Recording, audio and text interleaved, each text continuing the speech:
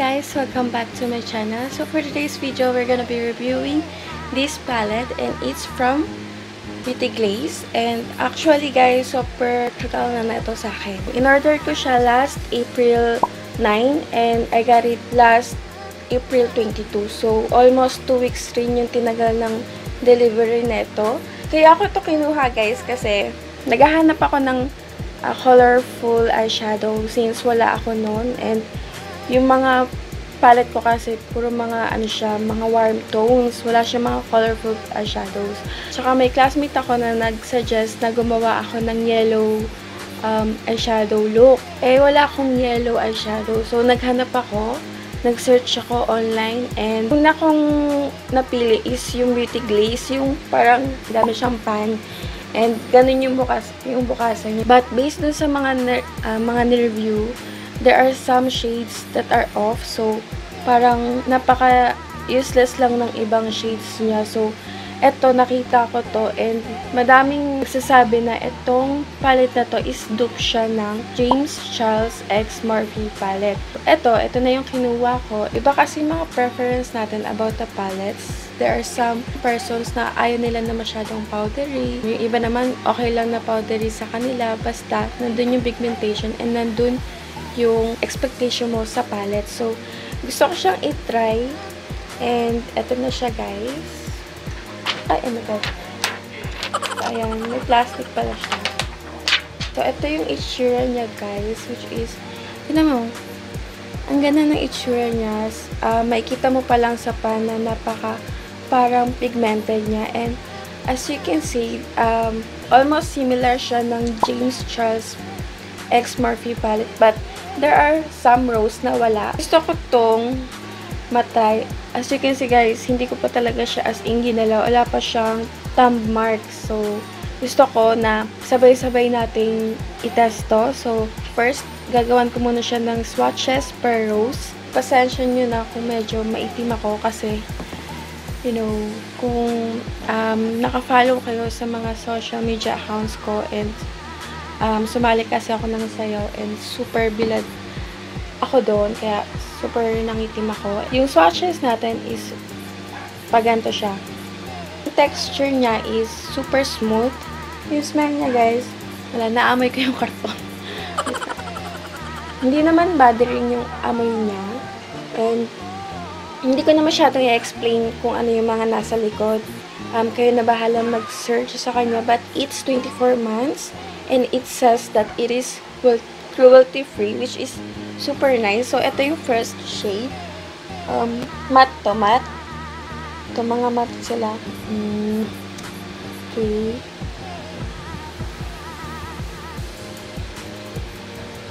Super light lang ng pagkakatouch ko sa kanya. So, ito try kong medyo diinan. Kalitin natin, guys, para kitang-kita nyo talaga yung eyeshadow. Nakikita nyo ba? Powder niya ng eyeshadow is chalky. Medyo chalky siya. Hindi siya as in pinong-pinong. Compare dito sa detail na powdery to, super powdery. Pero, kapag sineswatch mo siya, nandun yung parang pagkapino ng powder. Ito, hindi, medyo may pagka-chalky siya. Parang chalk. Ganon. Ito guys, shimmer shades to pero hindi nyo siya parang nanonotice na shimmer ba yan? Parang hindi siya shimmer. Off yung pagka-shimmer niya. In between lang siya ng matte tsaka shimmer. Kasyahin natin yung swatch dito. Nandun yung pigmentation ha. Tapos tingnan nyo yung red na eyeshadow. Mapapansin nyo na ang chalky nung powder niya. Second row. Oh, chalky. Ang dulas na itong shade na to, ang dulas ng powder niya and hindi siya kumakapit dito sa daliri ko. Napaka-powdery na ito. And, ayan.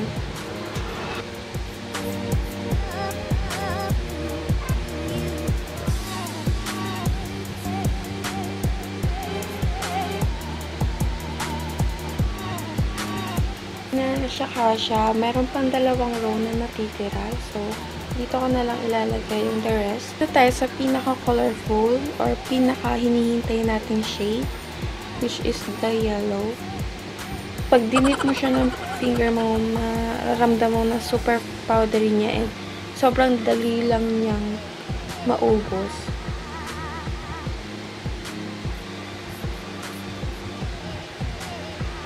Hindi siya kumakapit sa daliri. Ewan ko. Hindi ko kasi parang hindi siya kumakapit sa daliri. Pero nandun yung pigmentation niya ha. Super powdery. Pero andun yung pigmentation.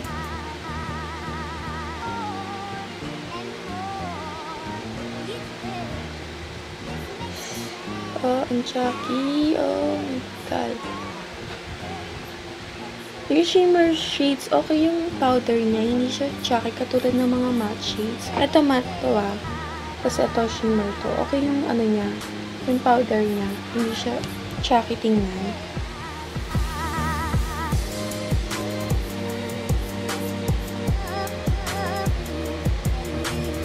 Ah, chucky!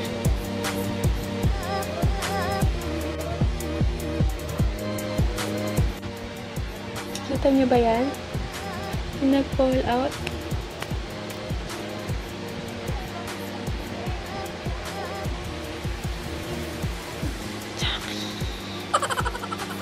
Ayan. Tingnan nyo.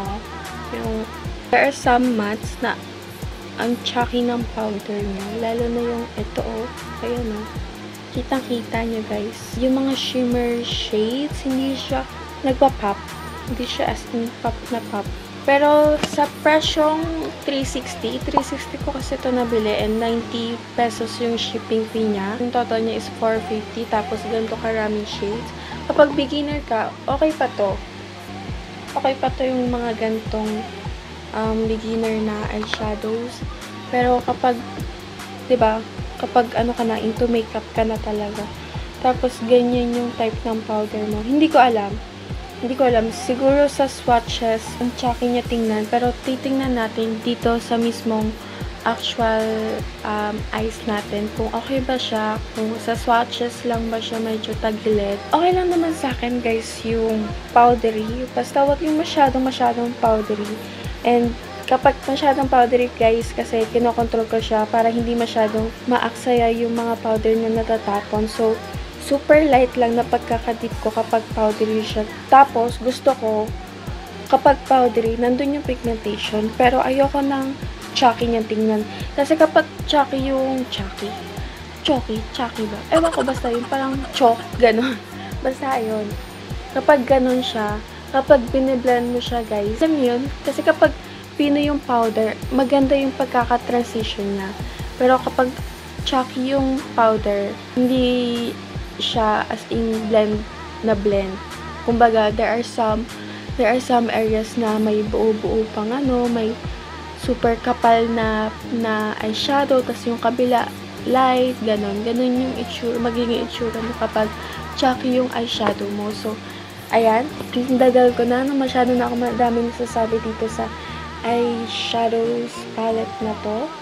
So, try na natin siya sa actual eyes natin. Naglagay lang ako ng powder dito sa under eye area ko. Kasi, diba, sa pagkakaswatch pa lang natin, super powdery niya na. Paano pa kaya dito? Gagamit lang tayo ng brush. Guide ko sa inyo, kapag powdery yung eyeshadow, much better na kapag may base na kayo or okay na lahat ng makeup nyo, eto na lang, kailangan nyo maglagay ng powder para isang swoop, okay na siya. Malinis na ulit. Pag nagditip kayo, dapat press lang, wag yung pag ganun kasi talagang mauubos yung eyeshadow nyo guys. Lalo na kapag super matipid kayo. I-tap natin to ha. Super powdery. Tapos tingnan nyo, parang wala na halos natira dito sa brush. Pero try natin. Parang wala. Nawala na siya. So, kailangan natin ng fresh eyeshadow, tapos hindi natin siya i-tap yung excess niya, guys, ha? Ayan. Diba? Andyan na yung eyeshadow. So, So, I've been decided na ilagay na rin siya sa ilalim. Kung ito na yung pinaka the best niya.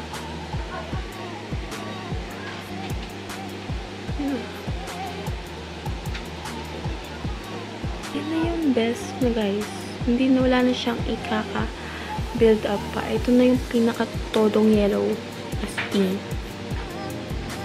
Ewan ko. Tinan mo. Yan na. Super dami na yan na. O, ipipress ko yun siya na.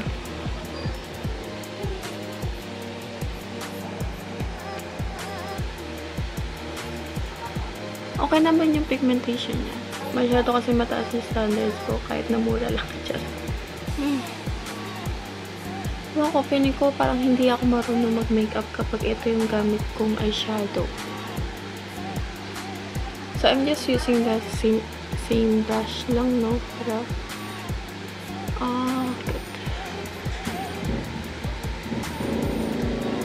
Ang jacking, ang hirap niya i-blend. Good. Ang hirap niya i-blend, guys. Oh, no. Dapat talaga pa unti-unti lang yung nilalagay mo kasi pigmented siya. Tapos, once you dip it to your lids, talagang andun na siya. Hindi na siya masyado nag-blend. Feeling ko hindi ako marunong mag-makeup.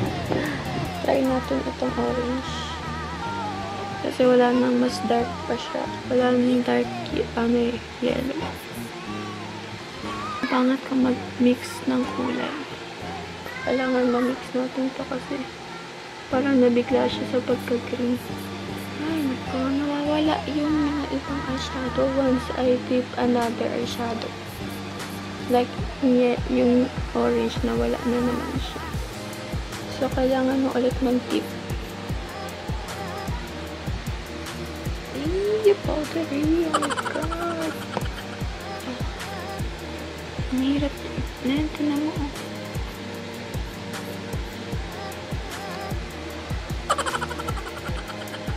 Pang isang apply lang ata ito na eyeshadow. Hindi ko alam.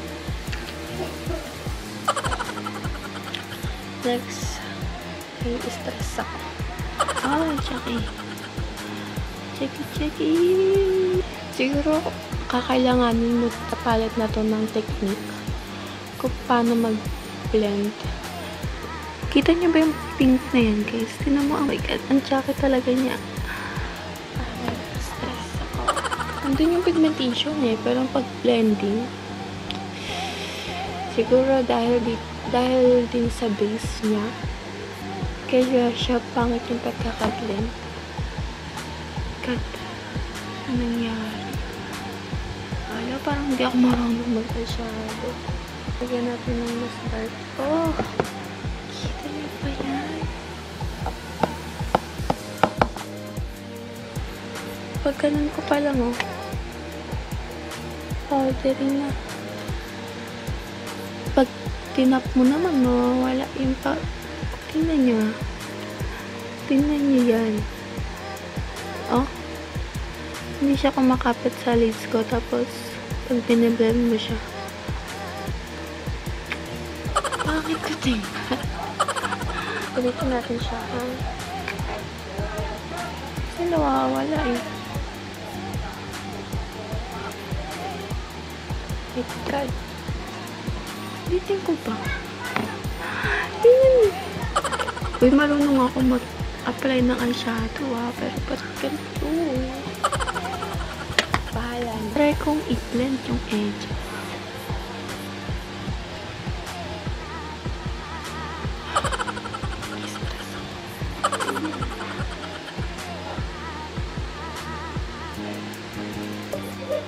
Hindi ito.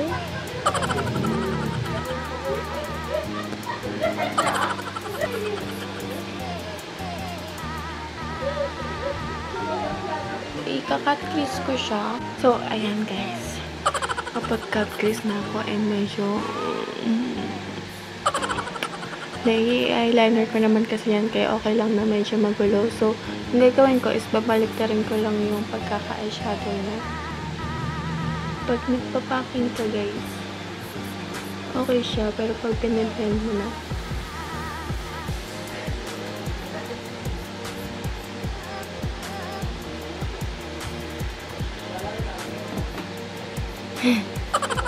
so, maglalagay lang ako ng liquid eyeliner and everything na kailangan ilagay. So, ayan. Ito na yung finish look, guys. So, grabe pinaghirapan ko para ma-achieve ko lang tong gantong look. Super kami kong in-apply dito, lalo na dito sa may bago mag-cut ng trees. So, onting final thoughts na lang kasi madami na ako masyadong nasabi dito. So, ayan, pagpasensya nyo na yung background kung medyo maingay. This eyeshadow palette is powdery and chalky. But, yung ina-expect mo na pigmentation is nandun. Pero, kapag time ng blending is medyo tagilid siya, guys. Kailangan mo pa talaga siyang dahan-dahanin or unti-unti lang yung paglalagay mo na eyeshadow para mag-blend siya ng maayos.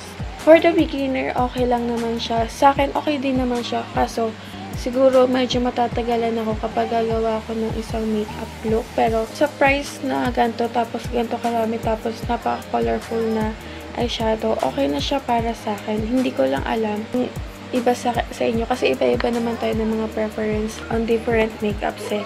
Depende na lang yun sa inyo kung gusto nyo ng hindi powdery, pigmented. Sa akin, okay lang naman siya kasi hindi naman ako mayaman para bumili ng mamahaling mga eyeshadow palette. Nakita nyo naman kung gaano ako naghirap dito. Pero okay na mahirapan ako basta ito yung magiging kalabasan niya. So, okay naman yung naging kalabasan niya, guys, diba? Parang magandang eyeshadow yung in-apply dito. Parang mamahalin yung eyeshadow niya. So, by the way, guys, yung look na ginaya ko is eto siya. Ayan, hindi ko siya as in kuwang-kuwa kasi nasa cellphone ko siya. Kaya hindi ko siya talagang copy yung eyeshadow look niya. Pero ayan, parang inspired lang siya. So, ayan. Thank you for watching, guys. I hope you like this video. Sana nakatulong ako kung gusto nyo ba tong bilhin or hindi. Ayan. Thank you!